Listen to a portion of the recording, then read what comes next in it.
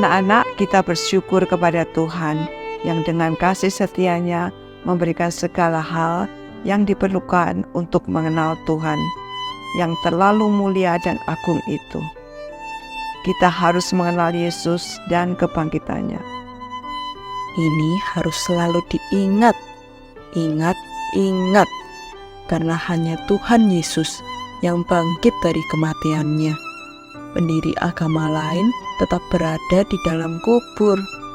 Jadi kita makin mengetahui betapa limpahnya pengenalan akan Tuhan yang sudah diberikan lewat kisah dalam kitab suci.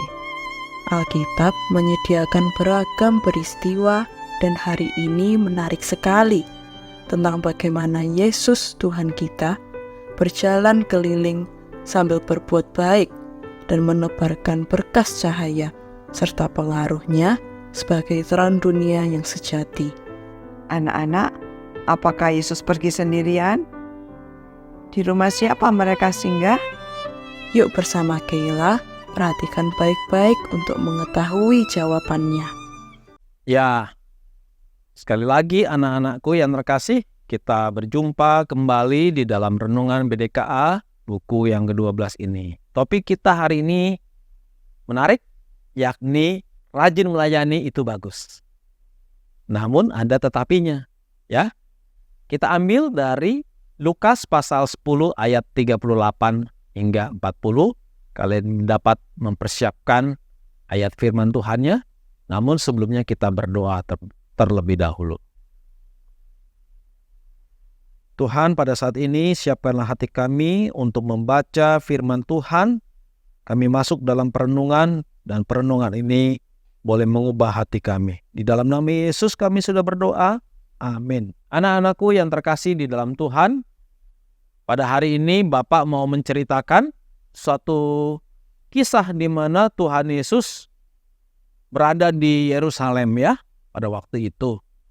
Lalu Tuhan Yesus dia datang kemudian ke kota yang disebut nama Betania ya.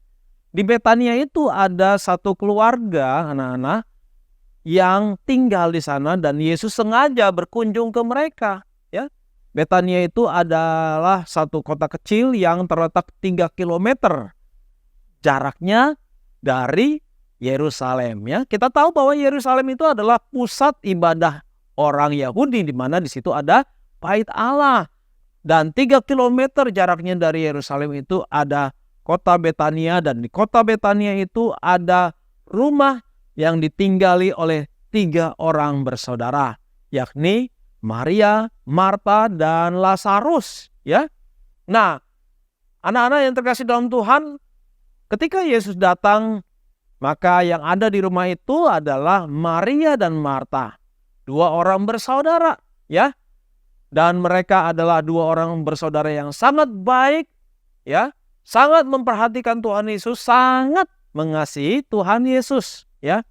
Nah, Yesus diundang makan oleh keluarga itu. Dan kalian tahu apa yang terjadi ketika Yesus diundang? Waduh, 2 kakak beradik ini sangat senang, sangat bersuka cita karena Yesus menerima undangan dari mereka ya. Tapi anak-anakku, 2 orang bersaudara ini yakni Marta dan Maria memiliki 2 sifat yang berbeda satu sama lainnya. Maka ketika Yesus datang, yang satu ini yang bernama Marta, kemudian dia repot-repot, dia mempersiapkan kursi meja untuk duduknya Yesus. Kemudian dia mulai ke dapur dan dia membuka tempat-tempat penyimpanan makanan dan mempersiapkan bumbu-bumbu makan ya. Dan dia mempersiapkan banyak hal makanan-makanan yang mau dia olah. Baik itu ikan, daging, sayur-sayuran ya. Semua dia mau olah dan dia mau persiapkan untuk menyambut Tuhan Yesus. Supaya Tuhan Yesus bisa makan dengan enak, bisa makan dengan kenyang ya. Dan mereka tentunya senang sekali jika Yesus bisa makan dengan kenyang ya. Nah, anak-anak, 2 saudara ini yang bernama Marta kemudian melihat saudaranya yang lain duduk dengan santai ya.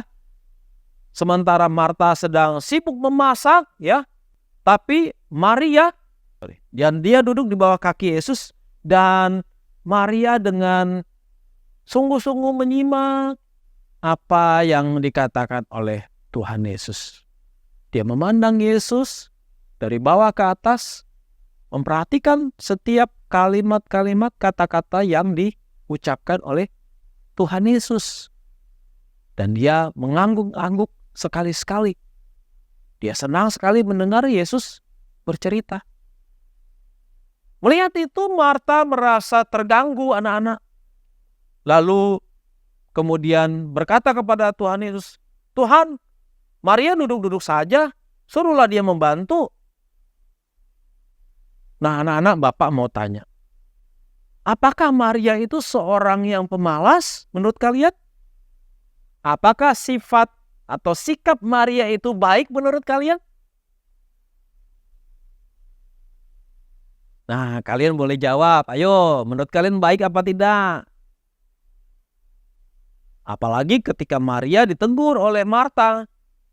"Tuhan, tidakkah engkau peduli bahwa saudaraku ini membiarkan aku melayani seorang diri? Suruhlah dia membantu aku." Tambah jelek bukan sifatnya Maria? Namun, anak-anak yang terkasih, Tuhan Yesus tidak membela Marta. Tuhan Yesus justru membenarkan sikap Maria ini. Marta ini sebenarnya melakukan apa yang dipikirnya baik, anak-anakku.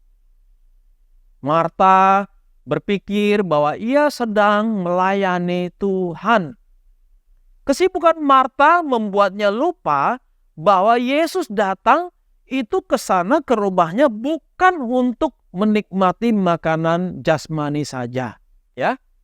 Karena Yesus itu adalah Tuhan, Yesus adalah guru, dan dia adalah seorang yang suka mengabarkan Injil, ya. Yesus tidak terlalu pusing soal-soal yang bersifat jasmani, soal makan, soal minum. Dan bahkan Yesus sendiri, kalau kalian pernah ingat, berkata bahwa manusia hidup bukan dari roti saja, tetapi dari setiap firman yang keluar dari mulut Allah. Nah, Marta lupa kalau Yesus adalah seorang nabi yang harus menjalankan kehendak Allah. Mengabarkan berita Injil, mengabarkan kerajaan Allah. Bukan hanya untuk mau makan dan minum. Nah, disinilah letak salah paham dari Marta. Marta berpikir bahwa dia sudah memberi yang terbaik bagi Yesus. Marta berpikir bahwa melayani Yesus adalah dengan sibuk mempersiapkan makanan minuman yang paling enak, yang paling luar biasa, paling lezat. Tetapi pikiran Marta bukan pikiran Yesus, ya. Karena apa? Karena Marta masih berpikir hal-hal jasmani, bukan hal-hal yang bersifat rohani. Nah, anak-anak, banyak sekali orang-orang Kristen yang berpikir seperti Marta ini, bukan? Betul apa betul? Mereka sibuk melakukan aktivitas-aktivitasnya, melakukan pekerjaan-pekerjaannya, hal-hal yang ada di dalam dunia ini, ya. Seperti kalian yang mungkin masih kecil, ya. Kalian melakukan banyak aktivitas-aktivitas, bukan? Contohnya les renang, les bahasa, bimbel, mungkin ada yang les berkuda, dan lain sebagainya, ya kan? Semuanya itu adalah aktivitas-aktivitas yang bersifat jasmani, dunia. Bapak tidak katakan itu sebagai hal yang buruk atau jelek. Itu bagus untuk mempersiapkan kalian punya masa depan yang gemilang nantinya. Sebagai anak sekolah, sebagai anak Tuhan, ya. Ada pula orang-orang Kristen, anak-anak kecil dari kecil sudah rajin melayani Tuhan. Itu juga bagus. Bapak senang sekali. Entah melayani Tuhan sebagai anggota paduan suara, ya, atau vokal grup. Mungkin sudah ada yang agak besar sedikit menjadi guru sekolah minggu. Dan banyak pelayanan-pelayanan yang lain. Mungkin dia bisa main musik, ya, main gitar atau keyboard atau drum dan lain sebagainya ya. Kesibukan-kesibukan untuk melayani di gereja sejak kecil. Namun anak-anak, dari firman Tuhan hari ini kita diingatkan bahwa yang terutama bukanlah kesibukan-kesibukan itu ya. Yang terutama bukanlah aktivitas-aktivitas yang kita lakukan. Tetapi yang terutama yang Tuhan ingin bagi kita adalah berkomunikasi dengan Dia. Ya, kita harus punya waktu untuk berkomunikasi dengan siapa? Dengan Tuhan. Tuhan senang kalau kita mendengarkan suaranya, mendengarkan firman-Nya. Ya, Tuhan senang kalau kita mau berdoa kepadanya, bercakap-cakap dengan Dia.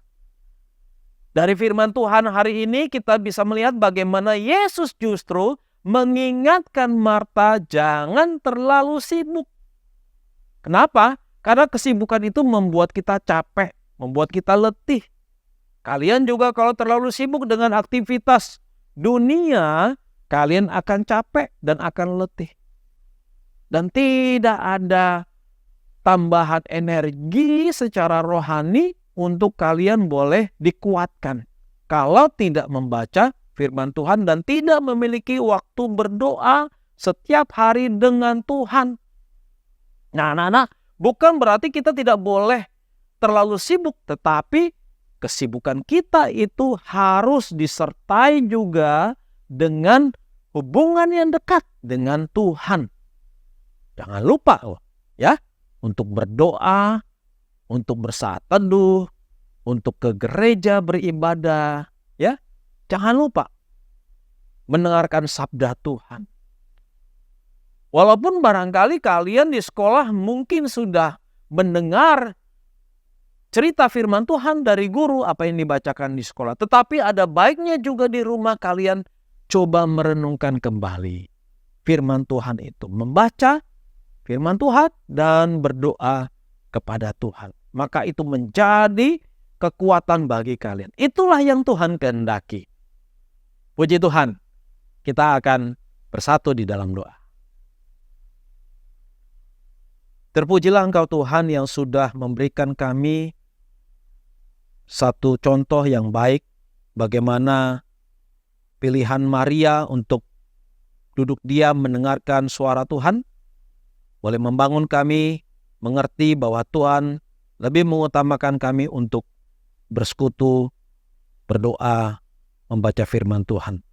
Tolong adik-adik dimanapun mereka berada, kuatkan iman mereka ya Bapa. Dalam nama Yesus kami sudah berdoa. Amin.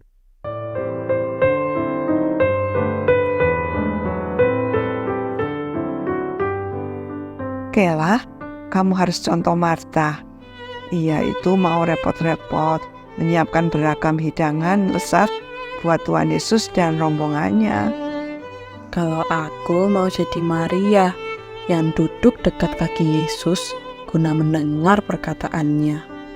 Wah, kalau cuma duduk pantesan Marta menjadi sangat marah. Sampai-sampai dia mengganggu Kristus untuk masalah ini. Nek, Marta sangat peduli atas pencapaian hal-hal duniawi yang menimbulkan pertikaian dalam hubungan antar saudara.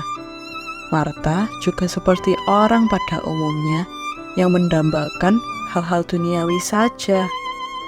Cucu nenek ini memang sangat berhikmat. Kamu mengerti yang dimaksud penjelasan Lukas. Marta memang cenderung marah terhadap orang yang berbeda dengan dirinya. Padahal seharusnya Marta memuji tindakan Maria loh. Masa orang tekun mendengar sabda Allah dimusuhi dan dibuat tawar hati? Ayo anak-anak, kita makin rajin belajar firman Tuhan yang untuk besok terdapat di dalam Lukas pasal 10 ayat 41 sampai 42. Dan kerajinan ini justru membuat kita semakin giat bekerja melayani orang lain. Ya, bukan untuk membanggakan diri. Sampai jumpa.